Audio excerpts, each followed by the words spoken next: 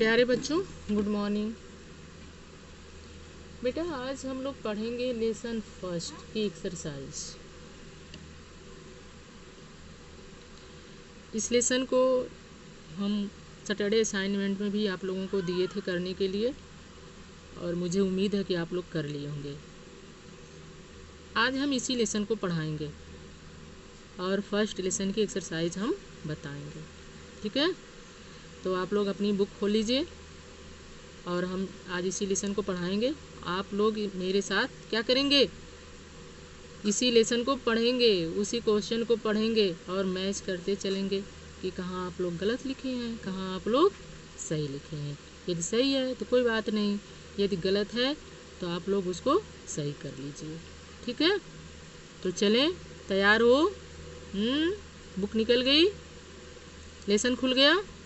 हाँ, तो देखो क्वेश्चन नंबर जो सेकंड है, एक पदेन उत्तरत मिला। क्वेश्चन नंबर सेकंड, एक पदेन उत्तरत, ये तो ऑलरेडी आप लोग कॉपी में कर लिए हैं। फिर कॉपी में किए हैं ना आप लोग, तो कॉपी में ही रहेगा। इसके बाद आता है क्वेश्चन नंबर थर्ड। कौन सा, क्या है क्वेश्चन नंबर थर्ड? शब्द रूपाणी लिखत मिला। शब्द रूपाणी लिखत, शब्द कौन से हैं? पितृ का है, मातृ का है और मुनि का है। किस में लिखना है, किस विभक्ति में लिखना है? देखो प्रथमा विभक्ति में लिखना है, तीनों को प्रथमा विभक्ति में लिखना है, और एक वचन में लिखना है, द्विवचन में लिखना है और बहुवचन में लिखना है। लिखना है ना? तो पितृ शब्द का रूप प्रथमा विभक्ति में एक वचन, द्विवचन और बहुवचन में क्या होगा? क्या लिखा है आप लोगों ने? जब हम लेसन पढ़ रहे थे बेटा, तब उसमें हमको पितृ का, मातृ का और मुनि का भी शब्द रूप मिला था। हम बताए थे ना, एक मुनि, दो मुनि, बहुत से मुनि, बताए है ना, याद आया? तो उसमें क्या था, मुनि शब्द का रूप ही था ना, कि मुनि शब्द का रूप एक वचन में, द्विवचन में और बहुवचन में था। ठीक है, अगर आप लोग हल्का सा ध्यान देंगे तो बात याद आएगी। ठीक, तो पितृ शब्द का रूप प्रथमा विभक्ति एक वचन में क्या होगा? बोलो, क्या होगा? पिता ना? तो देखो क्या लिखे हैं आप लोग, क्या लिखे हो तुम लोग? बोलो, पिता ही लिखे हो ना? तो लिख लो पिता। ठीक, द्विवचन में क्या होगा? द्विवचन में होगा पितरौ। क्या होगा? पितरौ, पिता, पितरौ। और बहुवचन में होगा पितरः। क्या होगा बहुवचन में? पितरः। पिता, दो पिता और बहुत से पिता। ठीक, इसके बाद है मातृ शब्द का, माता। मातृ शब्द का रूप तुमको लिखना है। जैसे तुम लोग पिता शब्द का रूप लिखे हो ना, एक वचन, द्विवचन और बहुवचन में, उसी प्रकार से ये मातृ शब्द का भी रूप प्रथमा विभक्ति में एक वचन, द्विवचन और बहुवचन में लिखना है। तो एक वचन में क्या हो जाएगा? माता। एक वचन में क्या होगा? माता। और द्विवचन में क्या होगा? मातरौ। द्विवचन में मातरौ। और बहुवचन में क्या हो जाएगा? मातरः।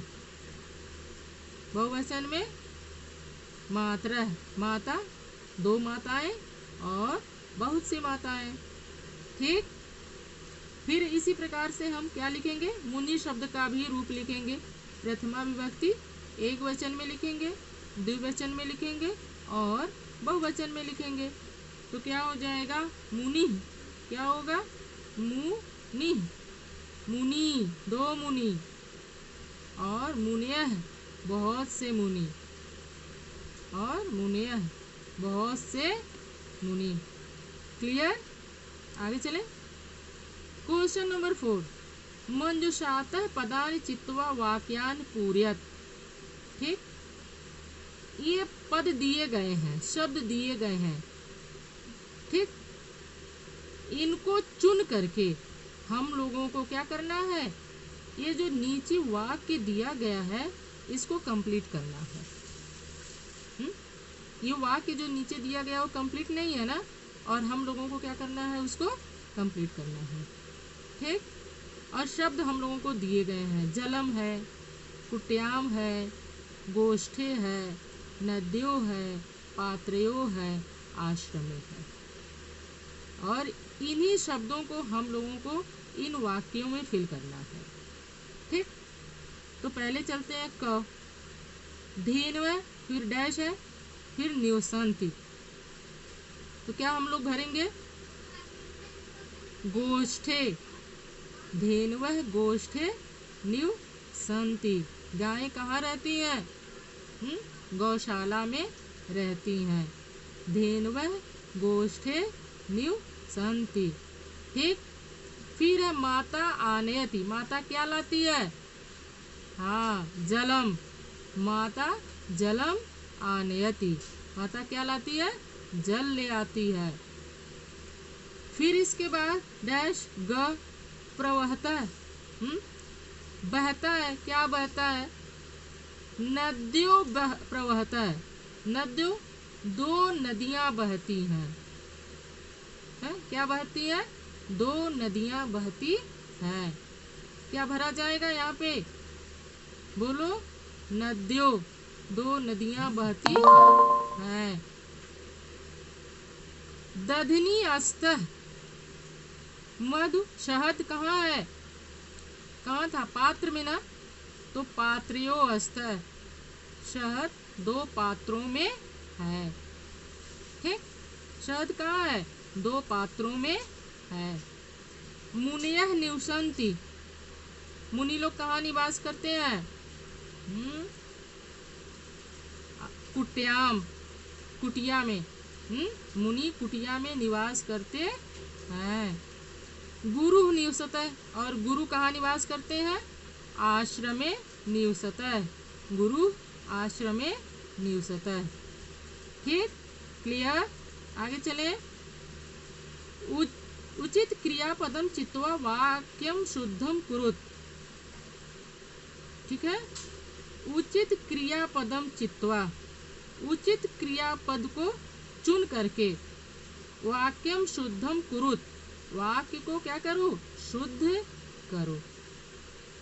ठीक, उचित क्रियापदों को चुनकर वाक्य को क्या करना है, शुद्ध करना है। ठीक, सह मातरम नमन्ति। सह क्या है, एक वचन है ना, तो क्रिया भी तो एक वचन की रहेगी है? और नमन्ति क्या है, मेरा बहुवचन है, ये गलत है ना। सही क्या होगा, नमति। क्या होगा, नमति। ठीक, तो हम किस पे टिक लगाएंगे, नमति पर। शुद्ध क्या होगा, सही क्या है, सह मातरम नमति, ये नमति है ना, तो सही नमति होगा। ठीक, अयम छात्रः विद्यालयम गच्छन्ति। अयम छात्र, एक छात्र है ना, तो क्रिया भी एक वचन की रहेगी ना, लेकिन गच्छन्ति जो है वो क्या है, बहुवचन है, तो गलत है ना। सही क्या होगा, गच्छति है। टिक किस पे लगेगा, गच्छति पे। सही है, ठीक है ना। अयम छात्र विद्यालयम गच्छति। ठीक, अहम प्रतिदिनम पुस्तकम पठति। क्या होगा, पठति गलत है ना। अहम, अहम क्या है, उत्तम पुरुष, और पठत क्या है, बोलो, अहम उत्तम पुरुष, और उत्तम पुरुष में क्रिया क्या होगी, पठामि। बोलो, हाँ सही है ना। अहम के साथ क्या लगेगा, पठति नहीं लगेगा, क्या लगेगा, पठामि लगेगा। उत्तम पुरुष की क्रिया लगेगी। ठीक है। इयम नदी काश्याम प्रहसी। ठीक, इयम नदी काश्याम प्रहसी, तो क्या हो जाएगा? नदी प्रवहति। ठीक है, प्रथम पुरुष एक वचन आएगा ना, ये नदी कोसों बहती है। इयम नदी काश्याम प्रहसी, क्या होगा? प्रवहति होगा। ठीक, तोम पुस्तकम नयति। तोम के साथ क्या लगेगा? मध्यम पुरुष की क्रिया आएगी ना, और जो नयति लगे है वो मध्यम पुरुष की क्रिया है नहीं है, तो तोम के साथ किसकी क्रिया आएगी? मध्यम पुरुष की आएगी। तो क्या हो जाएगा? तोम पुस्तकम नयसि। ठीक, आगे चले। क्वेश्चन नंबर 6, संस्कृत भाषा में अनुवादम कुरुत। इसको आप लोग फेयर कॉपी में कर लिए हैं। इसके बाद आ रहा है क्वेश्चन नंबर 7, शब्दानुसारम चित्र निर्माणम कुरुत। शब्द के अनुसार चित्र का निर्माण करो। ठीक,